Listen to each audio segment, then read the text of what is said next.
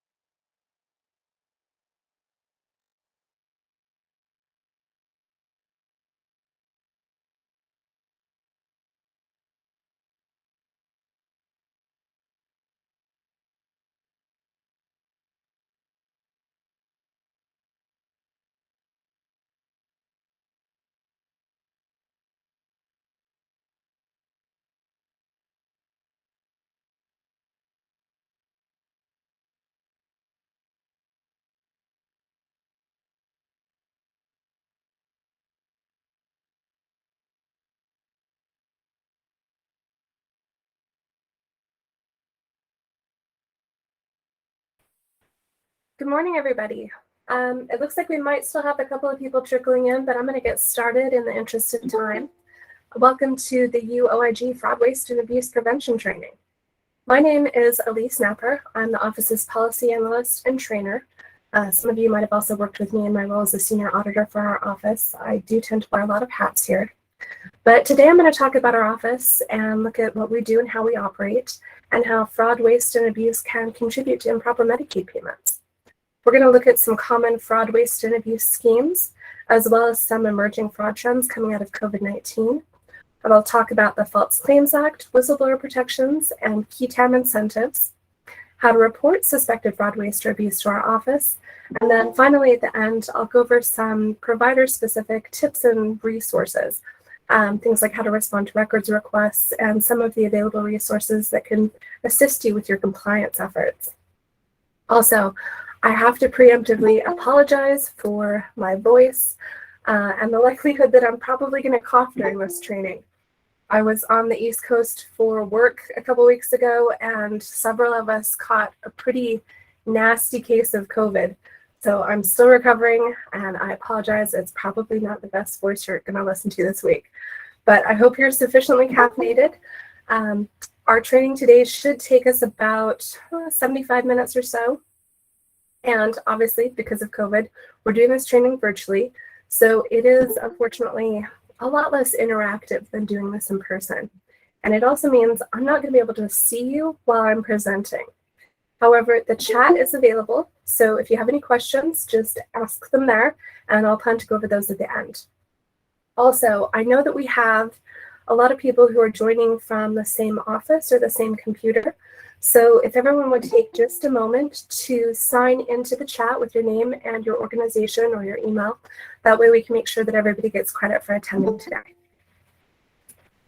All right, so before we get started, I'd like to give a really super brief 10,000-foot overview of the Medicaid program and how it works. Just in case we have any new providers or attendees who maybe aren't as familiar with Medicaid, really quickly, Medicaid is a joint state and federal government health insurance program. It was established by Title 19 of the 1965 Social Security Act, and every state has their own Medicaid program that they operate a little bit differently just based upon their particular needs. Here in Utah, state law designates the Utah Department of Health and Human Services, and more specifically, the Division of Medicaid and Health Financing, as a single state agency.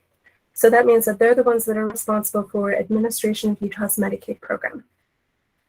And Medicaid works through joint state and federal funding. So for every dollar that Utah contributes, there's a federal match that can be drawn down. And the match amount is determined by the FMAP, or the Federal Medical Assistance Percentage. The amount varies a little bit from year to year. It's typically around a 70-30 split, but it's based upon a pretty specific formula that takes into account the average per capita income relative to the national average.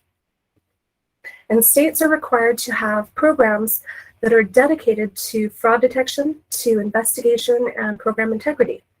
Most states have established an Office of Inspector General to meet those requirements, and Utah is clearly one of them. Utah's Office of Inspector General was formed in 2011, and we are an independent office. So what that means is that the UOIG isn't under the supervision of and doesn't take direction from any other departments. And that's just because they might have a vested interest in sort of wanting to direct the work of the office. Gene Cottrell is our Inspector General. He is the second person to be appointed to the position, and he is currently in his second appointment. And our office follows very stringent performance and quality standards. And those are set by the Federal Offices of Inspector General, the Association of Inspectors General, and the United States Government Accountability Office. So that includes things like quality standards for audits, for investigations, for inspections, for evaluations, and for digital forensics. We're also working on standards with our partnership with MFUCU, or the Medicaid Fraud Control Unit. And our office's goal is to eliminate Medicaid fraud, abuse, and waste. We work to achieve our goal by following our mission, which is to protect taxpayer dollars by identifying fraud, abuse, and waste risks and vulnerabilities in the state Medicaid program, and then by taking action to either mitigate or eliminate those risks. And we do this in two ways. The first is proactive, and this is where we look at potential opportunities within the program. It's the direction that CMS has recommended, and the idea here is that by identifying opportunities to maybe clarify a policy or to refine a procedure, and then proactively addressing them, it helps contribute to the avoidance of a pay and chase model of business. In case you're unfamiliar with that term, a pay and chase model of business is one where the funds are paid out. And then if anything was paid out improperly, we have to identify it and then chase it down to try to get the money back. So by avoiding a pay and chase model of business, it's important because it's really inefficient, right? It can lead to a lot of waste within the program. So ideally, we'd like to see issues identified prior to actually becoming issues, which would save both our office and Medicaid the time, effort, and resources needed to resolve them after the fact. The other way that we work towards our goal is by looking at claims history. And we do this to differentiate between maybe an honest mistake and an intentional error. This is obviously a more responsive approach, but it's also a really important component of identifying any previously unidentified areas of fraud, waste, or abuse that could be occurring within the program. So our office has oversight over anywhere that Medicaid dollars go. And if you look at the radial cluster on this chart, you can see just how big that oversight universe is. We look at program funding and sources of revenue, which include federal and state and county dollars and grants. We look at the divisions and the departments who have responsibility to manage and oversee Medicaid programs. We look at the waivers. We look at PRISM, and we look at the providers who are contracted to provide service to Medicaid recipients. Now, within this universe, we work to identify any potential improper payments, and then, if found, to initiate a recoupment or a recovery action. Although we do have oversight over the entire Medicaid universe you see here, the UOIG can't prosecute criminal conduct. So for that, we work with MFUCU, and we refer potential criminal conduct relating to Medicaid funds to their office. So let's look at some really high-level metrics just for the last couple of years, just to quantify this. In fiscal year 2019, Utah Medicaid reported total expenditures of $2.8 billion with over 17 million claims or capitations. And then in fiscal year 2020, those numbers climbed to $3.3 billion in expenditures and just over 18.3 million claims or capitations. Last year, Utah Medicaid reported over $3.7 billion in expenditures with over 22 million claims or capitations paid. So as you can see, this is a really substantial program, but that naturally translates into some inherent risk of fraud, waste, or abuse of resources. So let's look at our office and how we operate, essentially, in our effort to identify and prevent any inherent risk of fraud, waste, or abuse. Our office is organizationally divided into three pretty distinct program areas. The first of those is our operations or mission support team. And this is a group that you're going to be in contact with regarding things like just general operations or records requests or hearings. And this is also the team that our data scientists work on. Our data scientists review and monitor for trends. They look for potential fraud schemes, and they look at outliers in the data to see if anything is jumping out at them. They also examine the Medicaid claims universe. And our lead data, try not to cough on you. Our lead data scientist, Dr. Vanus, has developed something called a cost avoidance model, which I'm going to talk about a little bit more in a few minutes. The second organizational side of our office is our audit team. The auditors must remain completely independent. They follow a very strict audit process, and that includes an audit plan with stated objectives. There's an audit announcement and an entrance conference, and then they review any policy or procedure or documentation, as well as potentially interview staff or providers. And then at the conclusion of the audit, auditors issue written reports with any findings or observations, along with any appropriate recommendations regarding those findings. And with an audit, Medicaid's management has an opportunity to formally respond to any findings or observations that were identified in that audit. The last organizational side of our office is the investigations or PI team. The PI team also has to remain as independent as possible, although naturally they do work a little more closely with Medicaid just as a result of their program integrity responsibilities. Utah code prohibits interference by Medicaid, however. So Medicaid can't direct the work of the office or interfere with outcomes of reporting by the office. And our PI team tend to work mostly on reviewing any complaints from members of the media, from the public, from, say, somebody who reviewed their explanation of benefits, really from all different types of sources. They have several nurse investigators who review medical records, and they conduct preliminary claims reviews, as well as identify any overpayment amounts and then issue notices of recovery. And they are involved in the recruitment or hiring process. So when an individual or an entity refers any suspected fraud, waste, or abuse to our office, it becomes what we call a lead. And as I mentioned earlier, many leads do go to the PI unit for review.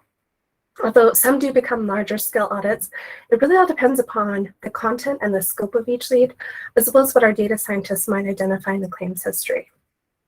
Now, as with probably everybody, our office has experienced some changes in the last 2 years because of COVID. And one of those was a trend in the leads and referrals to our office, as you can see here. Sorry, I had to cough. Actually, we anticipate another change to this metric as well. And that's because although historically about 70% of our leads have been fee-for-service claims, the contracts between Medicaid and the MCEs have recently been amended. So previously, those contracts restricted the UOIG from taking back any money from the MCEs. However, Article, I want to say it's 11, of both the MCE and dental contracts, and I think it's probably Article 12 in the CHIP contracts, now allows for a new take-back process. So this is definitely an area we will be monitoring just to see how it impacts the office, as well as the work that we do.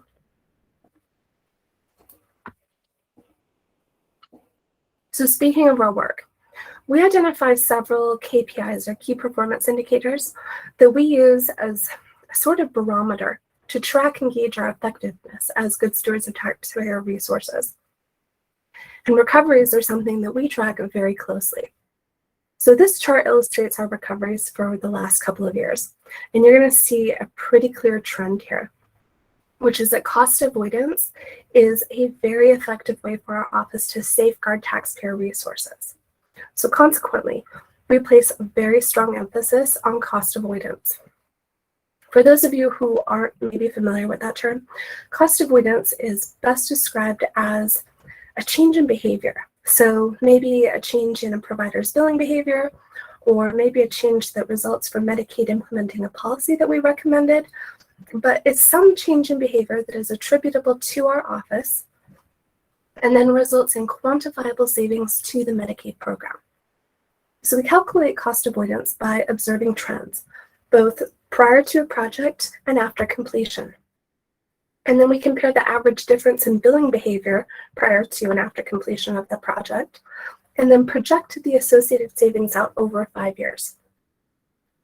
Our model for cost avoidance has also been adopted by a really growing number of other OIG programs across the country, which we think speaks very highly of Dr. Vanus's work. And also, it tells us we're on the right track here. What we think is especially important about cost avoidance is its efficiency, right? Because recoupment, like its name suggests, is part of that pay and chase model of business. For Medicaid already paid out the money, and then if it was incorrect, we have to go chase it down and try to recover it. Meanwhile, cost avoidance prevents those resources from being inappropriately used or wasted in the first place. So let's take a look at what that actually means for taxpayers and really quantify it. Since the state legislature created our office in 2011, our office has recouped over $74 million. So the return on investment for taxpayers is very high. And our office calculates 3 ROI, or return on investment, numbers. We look at recoveries, we look at cost avoidance, and then we look at an overall ROI. In 2019, our ROI for recoveries was 147%, and the ROI for cost avoidance was 612%. The total return on investment for taxpayers was 760%. And then obviously 2020 was a little bit of an anomaly because of COVID, but our ROI for recoveries was 390%. The ROI for cost avoidance was 809%, and the total return on investment for taxpayers was 1,199%. Last year, those numbers shifted, and our ROI for recoveries was 191%. Our ROI for cost avoidance was 868%, and the total return on investment for taxpayers was 1,059%. So this averages out to just over 1,000% return on investment for taxpayers over the last 3 years. Okay, so now that you know a little bit about the organizational setup of our office and what we do, let's talk about how fraud, waste, and abuse can contribute to those improper payments that I mentioned. Our office works to identify all causes of improper payments, and as you can see from the slide, there are 4. The most common of them are errors, and errors are usually the result of either an unintentional billing error or insufficient documentation to support the billing. And actually, we're seeing this a lot more commonly lately, so that's unfortunately something that's happening more and more. But when this happens, we often work with providers to educate them. And in some instances, such as the case of an accidental coding or a billing error, the provider might even be able to back out the original claim and rebill it correctly. And then in addition to errors, waste within the program can also lead to improper payments. And waste is usually the result of an inefficiency within the system. Next, we have abuse. And abuse is best described as bending the rules. Also, we have fraud. And fraud can also be described as bending or breaking the rules. But the key difference between fraud and abuse is that with fraud, it's an intentional deception. So with abuse, the individual maybe wouldn't know that they were doing something wrong. But with fraud, the individual would know better, and they did it anyway. It was purposeful. So just for an example, let's say we've got a provider who's billing something incorrectly. The UOIG would review the records, determine what's occurring, and then educate the provider about the policy and the expectations. Well, our office often monitors situations because we like to review the outcomes of our audits and our investigations. So say in, 6 months or a year, we go back and we look at the claims from that same provider, and we notice that they're back to billing those services incorrectly.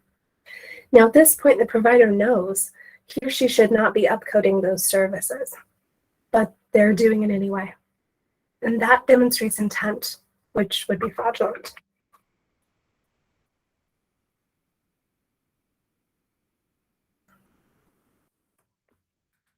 And I've gone in the wrong direction while I coughed.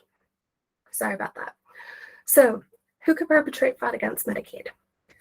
Since we're not doing this in person, I'm not going to pick on each of you guys and make you answer this question, but essentially anybody. Medicaid providers, third-party billers, recipients, employees, anybody who can influence the outcome of billing, of services, of eligibility, or of records. So in terms of perpetrating fraud, some of the most common provider-related examples of fraud and abuse that we see are instances where someone billed for a service that wasn't rendered or for a supply that wasn't provided. We also see a lot of double billing.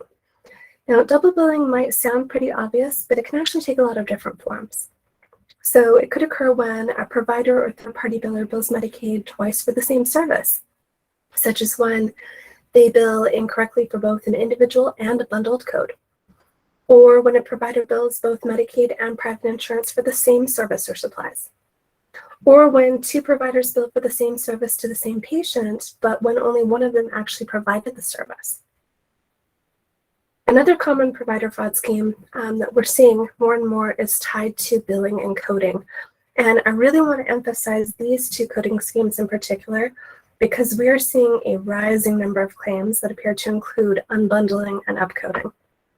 So unbundling occurs when a service that is typically made up of several smaller services or components is broken out. And then each of those services or components is billed for separately in order to receive a higher rate in reimbursement. And upcoding is where a provider or third-party biller bills for a service at a higher rate than is appropriate.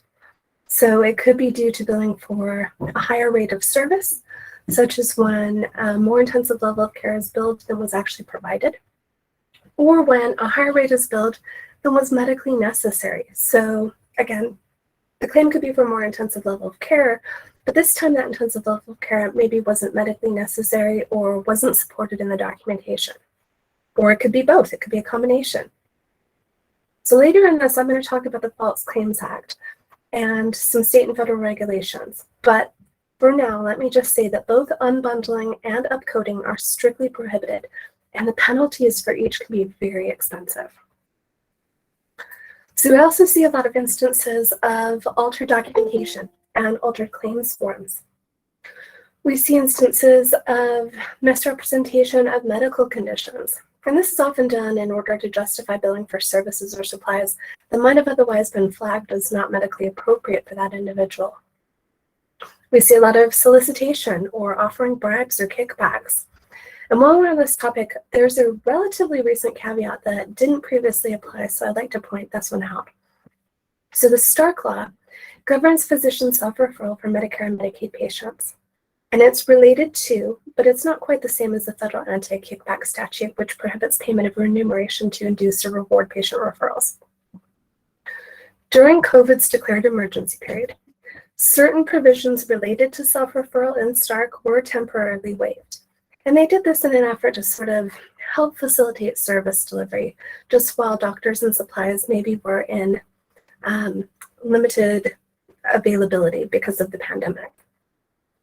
So on November, I want to say 20th of 2020, CMS issued some additional guidance, and there are key requirements of permanent exceptions to the physician self-referral law related to value-based services and care. The new final rule was published in the Federal Register on December 2nd of 2020, and those changes went into effect in early 2021. But this is certainly an area that is requiring some additional scrutiny and monitoring as that new guidance is implemented and clarification is offered. So it is something you should be aware of as providers. Another common provider fraud and abuse example that we see is failure to report third-party liability. So as you know, Medicaid's a payer of last resort. All of their sources have to be billed first and pay claims before Medicaid will pay for care. So with this example, we're seeing incidents where those other sources simply weren't disclosed, and therefore they weren't billed and didn't pay their portion of the claim prior to coming to Medicaid. So speaking of common schemes, balance billing is unfortunately something we're seeing happen more and more frequently. As you know, in general, providers must accept Medicaid payment as reimbursement in full. This is outlined in policy as well as your provider agreement with Medicaid. However, there are a few very limited exceptions to the prohibition against billing Medicaid members. The circumstances in which a provider may bill a Medicaid member include when the service is a non-covered service, if there's a spend down or Medicaid cost sharing, such as like a copayment or coinsurance, or in the event of a broken appointment. However, there is a very specific policy for each exception, and those policies must be followed before a Medicaid member can be billed. So for example, before collecting a copayment, a physician would first need to confirm that the service requires a copayment and that the member has a copayment requirement. And then he or she must give the member a receipt for the copayment that was collected, or if it's a non-covered service, which means it's not covered by a third party, including Medicaid, a provider may bill a Medicaid member only after meeting the following conditions. The provider has to have established a policy for billing all members for services that are not covered by a third party, and that means that the charge cannot be billed only to Medicaid members. The member has to be advised prior to receiving a non-covered service that Medicaid won't pay for the service. The member must agree to be personally responsible for the payment, and the agreement must be made in writing between the provider and the member and detail the service and the specific amount to be paid by the member. So actually, a couple of months ago, we saw a case where there was a provider attempting to meet some of those requirements to bill a Medicaid member. And they asked their Medicaid patients to sign a blanket form that just said they agreed to balance billing. But because all of the conditions governing the exception to billing a Medicaid member weren't met, the provider wasn't allowed to bill the Medicaid member. There would have needed to be a policy covering all of their patients, not just the Medicaid members, and there would have needed to be a separate agreement for each non-covered service specifying the service and the amount. So it's really important for providers to verify that they're meeting every condition as described in policy governing each exception. So something else that we monitor for, and it tends to stand out as a pretty big red flag, is billing based upon unlikely hours. And this can happen in a couple of ways. The most common is probably where we see billing for more units of service than are actually possible during a given time frame identified on that claim. But we also see instances of billing during some really unorthodox business hours, or instances where a provider may be overlapping their billing, such as if they billed for providing different services to different beneficiaries during the same span of time. Another potential fraud scheme that we monitor for is something called ghost employees.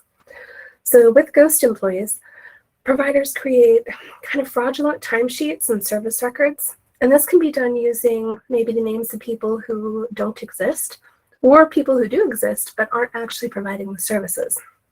Now, it sounds pretty unlikely, but there was a recent example about 2 years ago in Pennsylvania where an individual who owned a personal assistant services agency used all of his in-laws' names as the service providers and defrauded the Pennsylvania Medicaid program for about $100,000 before they identified the scheme. Also, ghost employees are often tied to situations where a provider might be attempting to bill to receive reimbursement for services when those services were provided by individuals who are listed on the LEIE. And if you're not familiar with that term, the LEIE is the HHS OIG list of excluded individuals. It's a regularly updated list of individuals and entities who are excluded from receiving Medicaid payments and reimbursements. Now, you can be listed on the LEIE for a variety of reasons. but it is usually related to conviction for Medicare and Medicaid fraud. And anybody who hires an individual or entity on the LEIE may be subject to civil monetary penalties. So for this reason, we recommend regular routine checks of the LEIE just to ensure that your staff and your contractors are not listed. And we recommend this both for new hires and for current staff. And you can go to the HHS OIG website in order to check that. If you have any questions, I can include the actual address to that in the chat later. Let me know. Drug diversion. So our office, as well as many other states, have seen some rising levels of fraud that are tied to drug diversion. And that's best described as like the unlawful channeling of a regulated pharmaceutical from a legal source to an illicit marketplace. It's unfortunately become really increasingly prevalent over the last several years, and it is often tied to the opioid epidemic. Probably the most common example of drug diversion that you'd be familiar with is doctor shopping, or visiting multiple doctors in an attempt to obtain multiple prescriptions for either the same or very similar drugs. And that could be tied to personal use or addiction, or to a beneficiary who's attempting to sell their prescription drugs for a profit. Now, fortunately, Mofuku has had some recent changes in their ability to prosecute drug seekers. That's expanded in the last couple of years. Previously, any individual who caused a false claim to be processed as a result of their drug-seeking behavior couldn't be prosecuted for that false claim. They could only be prosecuted if they were, say, caught selling the drugs. But now they can be held responsible for causing false claims to be submitted in the first place. Other common fraud schemes revolve around eligibility and the Medicaid members. Probably the one that we see most commonly, actually there are two. One is where an individual misrepresents their circumstances just in order to try to qualify. So in that case, individuals maybe will incorrectly report their income or asset levels, or they might erroneously claim to be a resident of the state. Another one that we see is where people do something called card sharing. And card sharing is using another person's Medicaid ID card and information in order to receive services. Now, card sharing could occur with a Medicaid member's knowledge, but it could also be the result of identity theft or theft of Medicaid members' just carded information. And this is particularly concerning because it not only defrauds Medicaid, who is billed for services for somebody other than the beneficiary, but it also poses a risk to the Medicaid member. It compromises their medical record, and obviously there is that danger of identity theft.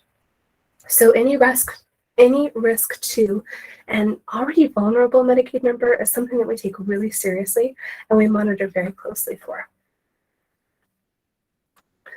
So in addition to those common examples of provider fraud and abuse schemes that we typically see, I'm going to talk about some specific program areas with very high levels of risk for fraud, waste, and abuse in the Medicaid system. And one of those are personal care and home health. So according to the HHS OIG, home health care represents a significant component of Medicaid expenditures, and joint state and federal home and community-based services totaled over $92 billion in fiscal year 2018. That number is projected to continue to rise exponentially. However, this area has long been recognized as an area that is particularly vulnerable to fraud, waste, and abuse. So those projections of increasingly high growth, combined with some inefficiencies and vulnerabilities within CMS's governance of home health services, has led to increasing amounts of overpayments to home health agencies. And the HHS OIG has suggested that CMS implement a number of items, including like surety bonds, in an effort to better control recoupment, just in accordance with the Balanced Budget Act of 1997. However, I'm not going to dig into what that looks like because at this time, CMS has not actively pursued surety bonds as a solution. If you are really interested, I'm happy to go over it during the questions, but I won't bore you with it at this point. But as a result of these increasingly risky areas, this is a particular program that the UOG has begun to monitor very closely. And since we began to monitor this particular program area, we have observed instances of personal care and home health service claims where there was no supporting documentation, or where the services weren't eligible under the state plan or on that particular waiver, or where the services were provided without required supervision or without state verification of PCA qualifications.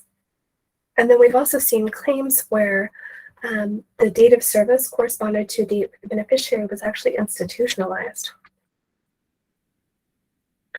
And transportation services are another program area with high risk for fraud, waste, and abuse. They're also often linked to home health and personal care services, simply because many of the Medicaid beneficiaries who receive either personal care or home health also receive transportation services. And the most common issues that we see include situations where there is just insufficient documentation to support the service. And when I say insufficient, a recent example, we were looking at a provider and their documentation was a blank sheet of paper. And when I say blank, I mean literally blank. There were no names, no dates, no service information, absolutely nothing.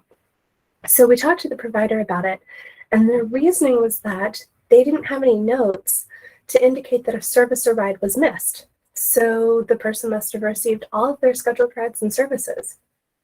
Unfortunately, that's incorrect.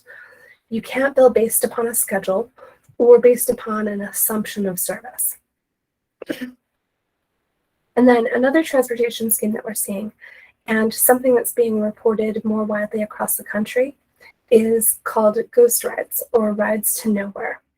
And these are best described as rides that just don't correlate to any doctor's appointment. So the question becomes, what was the purpose of that ride? Where were they going?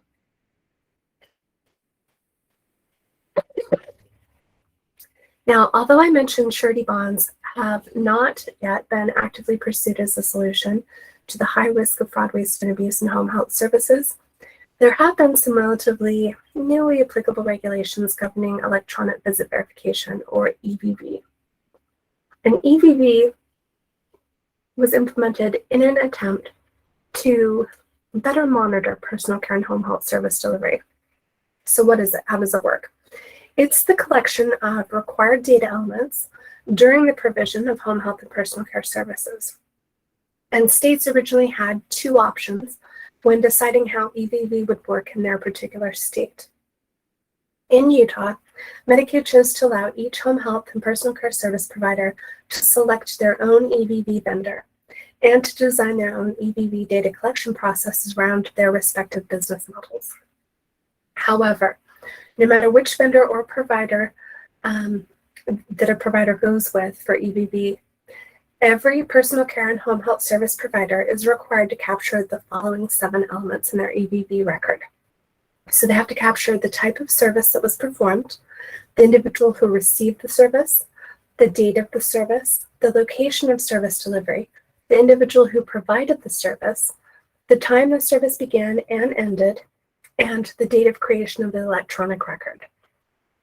And as of July 1st, 2019, according to Utah administrative rule, both home health and personal care service providers in Utah were required to begin capturing EVV data in their service delivery records.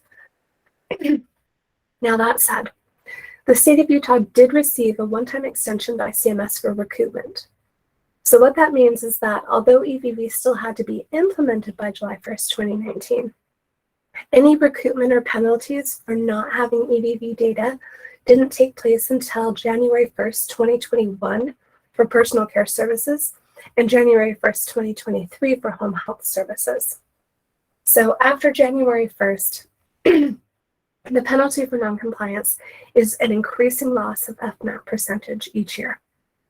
And DHHS has published several MIB articles and information about EVV compliance. They've also sent some important EVV information directly to Utah Medicaid, PCS, and HHS providers. So although it is still too soon to determine how this data collection is going to impact the risk of fraud, waste, and abuse of Medicaid funding, this is a program area that's being very carefully monitored, both by our office and at the federal level. COVID-19. Okay, so the last 2 years and COVID-19 have brought a lot of changes. Together with CMS, states and the federal government loosened, and in some cases temporarily suspended, certain regulations. And they did this in an effort to better facilitate access to care during the pandemic, right? And it was really successful in that regard.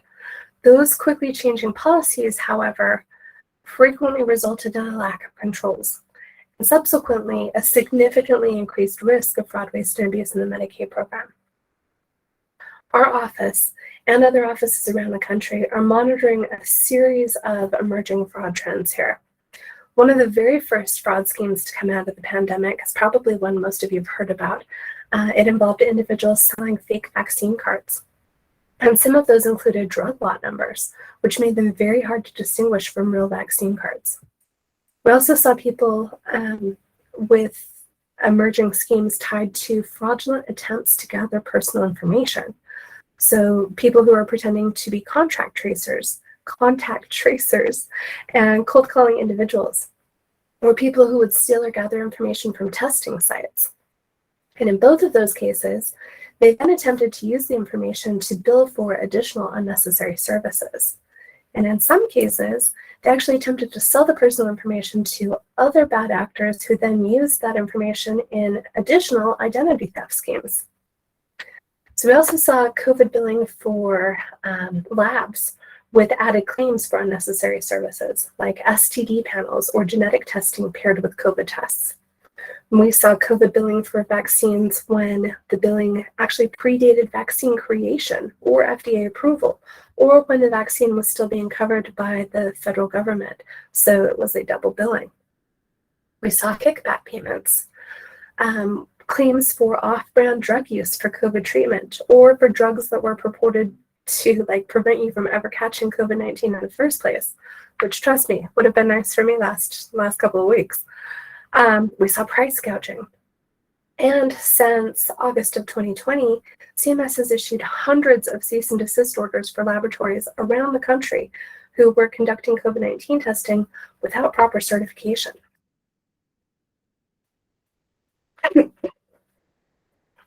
So telehealth services are another emerging COVID fraud trend.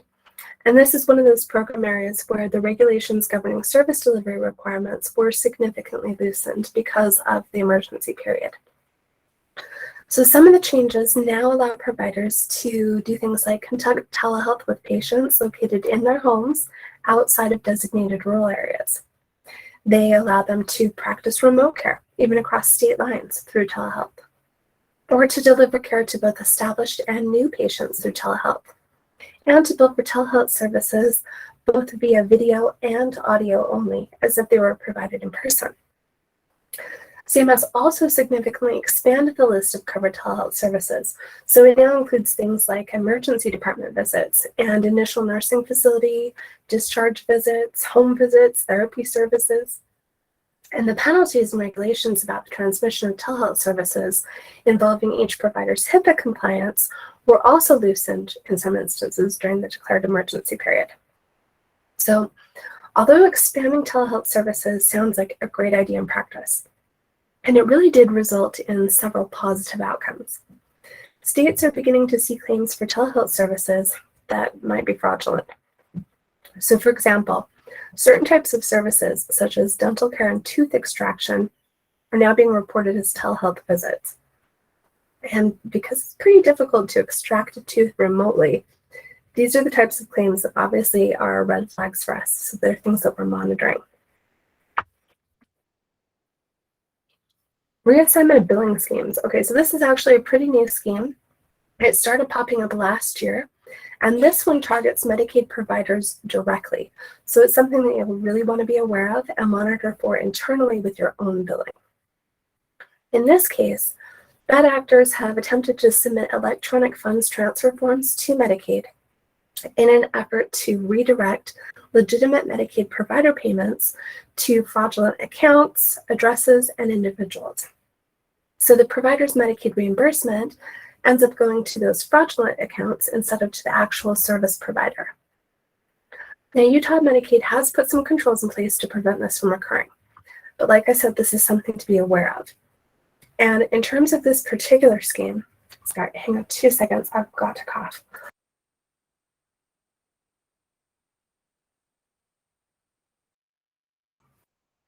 Oh, sorry, I had this tickle in my throat. It was driving me crazy.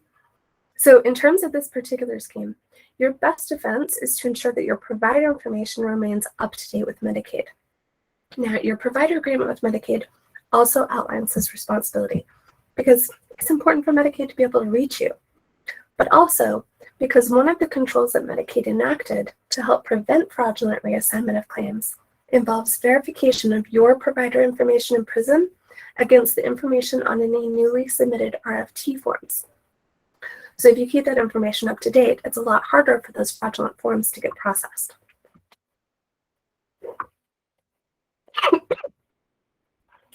So we've talked about a lot of different types of provider fraud schemes. And we know that for every new scheme that's identified and uncovered, there is unfortunately somebody out there who's trying to think up a new way to defraud Medicaid. Luckily though, the majority of our providers are not bad actors. Most of our providers are just trying to do their jobs to provide services and submit their claims. And we want that to occur. We want Medicaid beneficiaries to receive their needed services and providers to be appropriately reimbursed for providing those services. Which brings us to the next section of our training, which is false claims, whistleblower protections, and fiscal responsibility. There are some key pieces of legislation that support our efforts to remain fiscally responsible. I won't read the whole slide off to you, but these are the ones that we go to most often. And probably the most pertinent piece of legislation is the Federal False Claims Act. So just a little bit of history or trivia for you. The Federal False Claims Act actually dates all the way back to the Civil War. It was referred to as Lincoln's Law, and it was written because suppliers of the Union Army attempted to defraud the federal government and bill for their half of the war. So the first incarnation of the False Claims Act was written. However, by World War II, it was used pretty sparingly, and it had become really ineffective, mostly because of how it had been written. This eventually led to a situation where contractors were billing the government for things like $10,000 hammers and $20,000 toilet seats. So you might have heard jokes about that, but it actually happened, and it was pretty common. So in 1986, they rewrote the law, and we now have the current version of the Federal False Claims Act. Today's Federal False Claims Act states that a person who knowingly submits a false claim is liable for 3 times the amount of the claim, plus penalties of between $5,000 and $10,000 per claim. And those penalties apply to false claim submissions to either Medicare, Medicaid, or any other federal healthcare program. Now, the False Claims Act defines the terms knowing or knowingly as a person who has actual knowledge of the information and acts in deliberate ignorance or reckless disregard of the truth. It's also important to note the False Claims Act requires no proof of intent to defraud. Also, in addition to the penalties or fines identified here on this slide, defendants may also potentially be liable for costs of civil actions or a lawsuit if one is necessary. Now, there is a small silver lining. The False Claims Act allows for an opportunity for reduced damages. Reduced damages can be levied in exchange for full cooperation. But what that means is that a provider must voluntarily disclose everything within 30 days of the date that the defendant first obtained information about a potential violation. And if that occurs, the provider may then be liable for only 2 times the amount of the false claims. So even the reduced damages are still really prohibitive. They're very expensive. And then the False Claims Act also includes requirements for providers and entities to have written fraud detection procedures and to disseminate those fraud detection procedures amongst their staff. CMS, Medicaid, and our office monitor this through issued guidance, as well as contractual obligations that require training of staff, which is probably one of the reasons a lot of you are here today. And because the False Claims Act also incentivizes states to develop their own False Claims Act, Utah has an act which very closely mirrors the federal version. So Utah defines false claims as any claim that is wholly or partially false. Any claim that is for a service that wasn't rendered or that was not medically necessary. And then just tying this back to what I talked about earlier regarding unbundling and upcoding, any claim that unbundles a product or procedure or that misrepresents the type, quality, or quantity of service. So those are both a direct violation of the False Claims Act. The False Claims Act also goes on to identify false claims as any claims that include a charge that is billed at a higher rate than those that are typically charged to the general public, or where the service is also covered by one or more private source when the provider knew about the private source without disclosing it on the claim. So as you can see, the False Claims Acts are written to be really prohibitive. They're meant to discourage individuals from even trying to file a false claim in the first place. And much as the False Claims Act are written to discourage individuals from filing them, there are some key pieces of legislation that encourage people to come forward and report wrongdoing. Among those are the Federal Whistleblower Protection Act and the State of Utah Protection of Public Employees Act, which includes whistleblower protections. So for those of you who might not be familiar with that term, whistleblowers are individuals, usually an employee of an organization in question, who expose information or activities that are illegal, illicit, unsafe, are a waste, are fraudulent, or just an abuse of taxpayer funds. So sorry. So because the government knows that blowing the whistle on wrongdoing can put the reporting party in a pretty uncomfortable position, both state and federal whistleblower protections provide protection against any adverse action, and that includes retaliation, intimidation, demotion, or a loss of job. The federal government takes it a step further also and incentivizes individuals to come forward and report wrongdoing through something called qui tam lawsuits. Now, qui tam comes from the Latin phrase qui tam pro domino rege quam prosip, so in hoc partes sequitur, which translates roughly to he for the king as well as for himself sues in this matter. And that dates all the way back to the Middle Ages when we had kings, and it was in everybody's best interest to keep them happy. But what it means today is that it's in our best interest as taxpayers, as well as the government's best interest, to identify and prevent fraud, waste, and abuse of resources, because those resources are our taxpayer dollars. So we want to be sure that they're being used responsibly and that the resources aren't wasted and remain available to pay for the services that they were earmarked for. In this case, that means services for a really vulnerable population. Now, because qui tam incentives are included in the Federal False Claims Act, they're generally brought at the federal level. Utah's False Claims Act does not include a qui tam element, although several states around the country have their own acts that do. And how it works is you have to be a private citizen. So companies and organizations cannot qualify as whistleblowers in a qui tam lawsuit. But if you're a private citizen and you have knowledge of potential violations of federal securities laws, you can come forward and report those violations to the SEC, or the Securities Exchange Commission. And then you can file suit on behalf of the government. Now, at that point, one of two things will occur. The government may choose to participate in your lawsuit, or they may not. If they do participate, they'll usually take over the case and do the bulk of the work. If they don't participate, maybe they lack the staff or resources to take on another case at that time, it would be up to you to pursue the case. However, either way, if the lawsuit is successful, you are entitled to receive a share of the proceeds, and the share is going to vary between 10 and 30% of the settlement or judgment, and that typically depends upon whether or not the government elected to participate. Usually you're going to get something closer to the lower end of that scale if they did, and something closer to the higher end if they did not.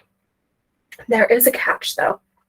So in order to receive the monetary incentive, the information provided in the suit has to lead to a successful SEC action resulting in an order of monetary sanctions that exceed $1 million.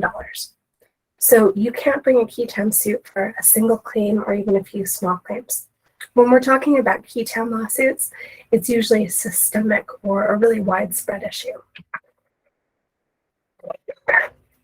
And that brings us to one of the last sections of our training. So you can stop listening to me cough very soon. And that's how to report suspected fraud, waste, or abuse to our office. If you see any of the fraud schemes that we've talked about today, or if you have any reason to suspect fraud, waste, or abuse, Utah Code mandates that you report it to the Utah Office of Inspector General. You may additionally report suspected fraud to MFUCU. And because every healthcare organization and each state and local government all have their own fraud detection policies, you may also be asked to report suspected fraud to your employer in accordance with their policies. Now, I know that sounds like a lot of reporting, and it probably feels unproductive or disorganized to report to so many different people about the same issue. But it is necessary and it's required. And frankly, reporting to multiple organizations could actually result in some really effective outcomes. So for example, in another life, I was the quality assurance manager for Salt Lake County Aging. And our policy was to have staff report suspected fraud, waste, or abuse to my office, as well as to the Office of Inspector General immediately upon discovery. Because this allowed my team to initiate an internal audit or investigation and identify any opportunities to shore up vulnerabilities within aging's policies. But it also allowed the UOIG to begin their own investigation and audits, and to determine if fraud, waste, or abuse had occurred, and then respond accordingly. And that could be through provider education or recruitment or policy recommendations to Medicaid. At any rate, any internal investigation my office took on behalf of aging had to be very carefully managed after consultation with both the UOIG and MFUCU. And that's to ensure that any internal actions didn't inadvertently harm either the UOIG's or MFUCU's ability to pursue the case. Because internal investigations, although very important, can sometimes result in that inadvertent damage to the case. So we ask that any internal investigation always occur after notifying the UOIG and as part of a coordinated effort with our investigation. So you can report suspected fraud, waste, or abuse to our office through a number of means. You can call our hotline, the number is listed here. You can email a referral form to mpi@utah.gov. And after the training today, I'll actually send referral forms to everybody that signed in into the chat. There are 2 of them, just so you know, that's intentional. One of them is designed for providers, and it asks a lot of detailed information. The other is a little bit more general, and that's typically for members of the public because we understand that they may not have as sophisticated a knowledge of some of the questions that we're asking, and we didn't want the forms to be too intimidating to anybody. But that said, obviously fill out as much as you can. We don't expect you to fill out the entire form. If you don't have the information, that's okay. Just let us know what you do know. Speaking of making a referral, as a reference, you have the ability to request to remain anonymous. If you request to remain anonymous, we will honor your request. But providing us with your name and contact information is sometimes crucial to our ability to pursue a lead. So for example, if we receive a tip that involves a person with like a really common name, there could be a huge list of potential individuals that tip could be about. So it's really helpful for us to be able to reach out to the referent and ask for additional information, maybe the person's age or where they live. Something that helps us narrow down that list of potentially involved entities can help us enormously. And it's also important to note that even if you do provide us with your name and contact information, we keep that information strictly confidential. It's not something we typically share outside of the office. In fact, the only time we will ever release your contact information outside of our office is if a criminal case necessitates it or a court order compels us to do so. And in the event of a criminal prosecution, we would only share that information with MFUCU, who also maintain their own very strict confidentiality policies.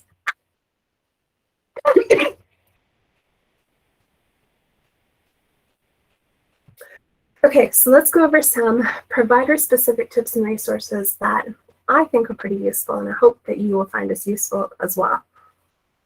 So as you can probably imagine, we're often asked questions about what's allowable, and we welcome those questions, but we often can't provide an immediate answer.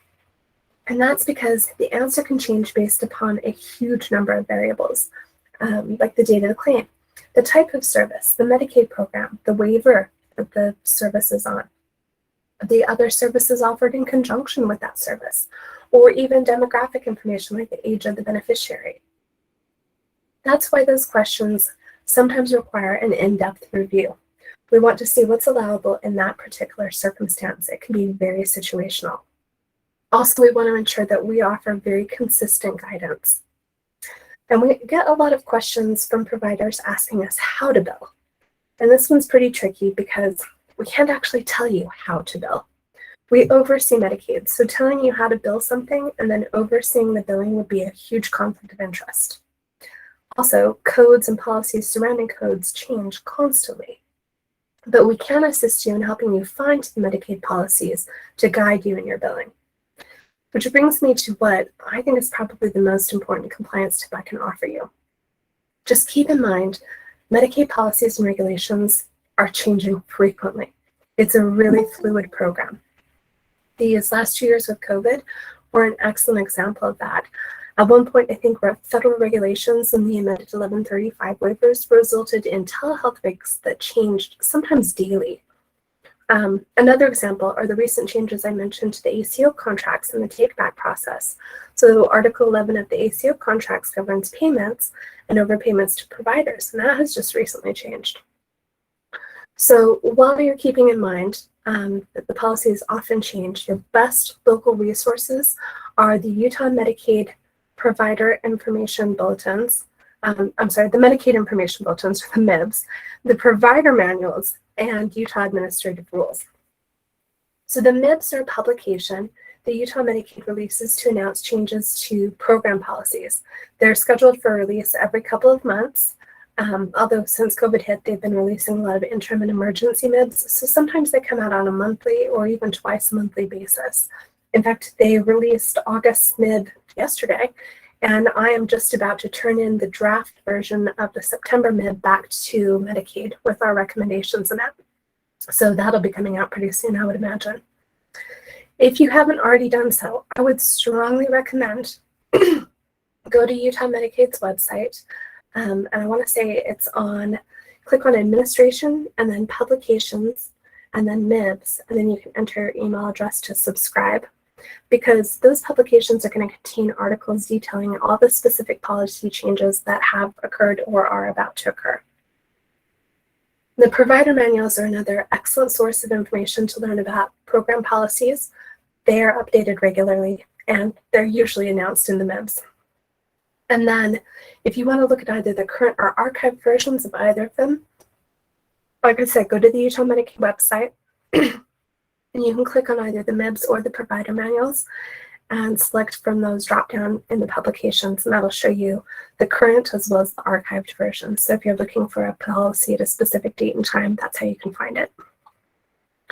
Also, Utah Medicaid has moved some program policy to and from the provider manuals and the Utah Administrative Rules.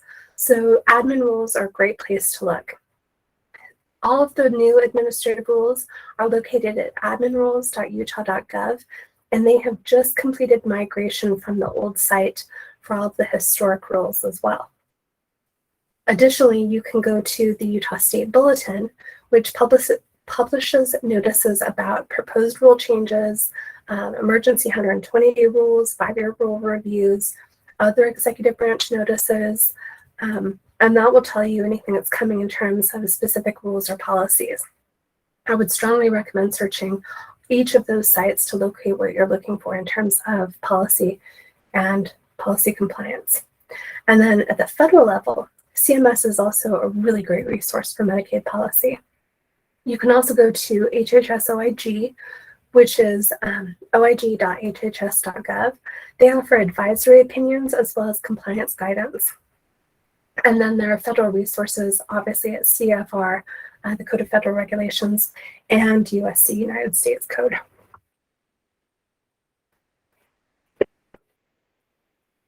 So the other thing I like to talk to providers about is how to respond to a records request. Now, as you can imagine, records requests, if you receive one from our office, all vary. And the language in your particular request is going to identify specifically what we're asking for. If you receive a records request and you have any questions about it, please don't hesitate to contact us. We're happy to answer your questions and to help clarify what it is we're looking for. And I would recommend that you ask your questions immediately if you have any. And that's because all records requests have to be submitted to our office within 30 calendar days from the date of the request. So at the end of that 30-day period, we review whatever records have been submitted by the provider. If a provider fails to submit records, there's nothing for us to review, and that results in an automatic take-back. However, if you receive a records request and you have extenuating circumstances, again, let us know. We will work with you as much as we can. Records can be mailed, faxed, or emailed to our office. Or if you work for an organization that has already set up a provider portal, that's an option as well. But I know that not all providers have created a records portal. It's usually some of the larger providers. Smaller providers typically don't have them. Each of the records requests that you receive will include all of our contact information, including our email, our fax, and our physical address. And I'm also happy to send those to you guys if you're interested in knowing those now. This information, like I said, is printed on each records request that we send out, and it will be very detailed. So just follow the instructions on the form and reach out to us with any questions. And actually, while we're on this topic, let me reiterate one thing that I said before, just about keeping your provider information up to date. And that's because we use the provider contact information that is entered into PRISM to send records requests to providers. So if your information is out of date, you might not receive the records request. And if you don't receive it, it's pretty unlikely that you're going to respond to it. When you don't respond to it, though, obviously we won't receive the needed records. So when it comes time to issue a judgment, we have no option but to proceed as though the records don't exist. So please ensure that you keep your provider information up to date. And because most of us, or some of us, are teleworking, if you're one of the individuals who's responsible for responding to records requests for your organization, or if you're listed as a contact for your agency and you're not working physically in your office right now, please make sure that you've updated your contact information to include your alternative or teleworking email or phone number. Or please remember to check your office email or voicemail or mail regularly. We have had a couple of instances of providers who were teleworking because of the pandemic, didn't go back to their office, and didn't check their information, so they didn't receive those records requests, and it has understandably led to some problems. Which brings us to training. So I mentioned at the beginning of the training today, our office does provide this fraud, waste, and abuse prevention training to providers, to government employees, and to stakeholders. Our next training is scheduled for early December. It is going to be virtual, and we're available if you have any questions or you'd like to register for that. If you have any maybe colleagues or staff members that need to attend, that's an option. And then in addition to these regularly scheduled fraud, waste, and abuse prevention trainings, we also provide training directly to professional organizations. And we tailor the content of that training as appropriate for each audience.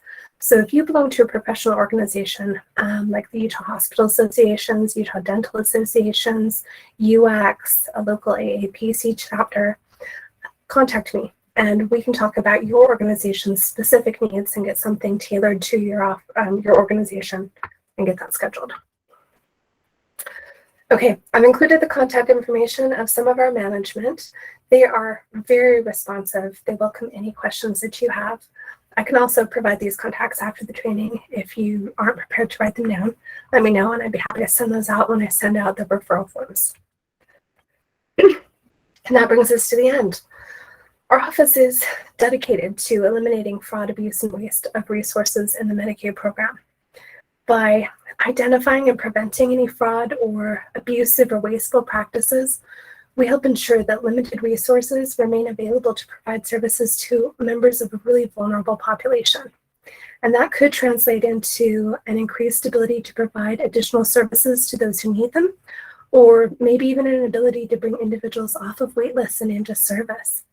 So, as cliche as it sounds, I hope your biggest takeaway today is that we all bear responsibility to ensure the effectiveness and success of this program. It's up to each of us to help ensure that we remain good stewards of taxpayer resources.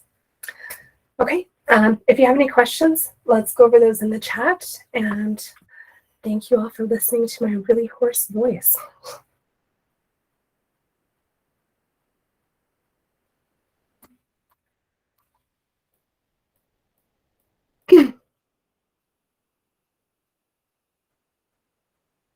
I'm just scrolling through the chat really quickly to see if there are any questions listed there. Yes, there is a recording of today's training presentation.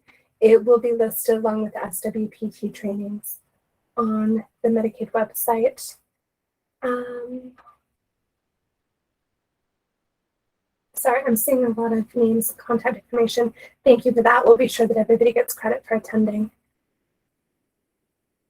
Just want to scroll through and make sure I don't see any other questions.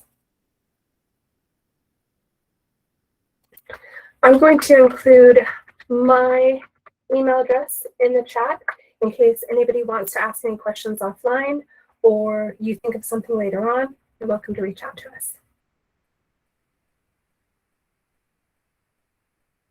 The MCEs are the managed care entities, sometimes called ACOs. There's been an effort to sort of streamline the language to make sure that there's continuity amongst what everybody's calling different groups. So a lot of the ACOs are now called MCEs. Oh, and Sharon just said, yes, the reporting will be available in mid-September and an email will be sent out once that's available for everybody.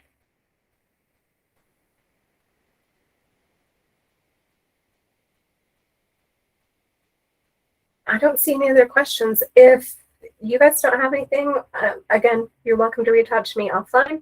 But otherwise, I'll give you back the rest of your morning and turn you loose.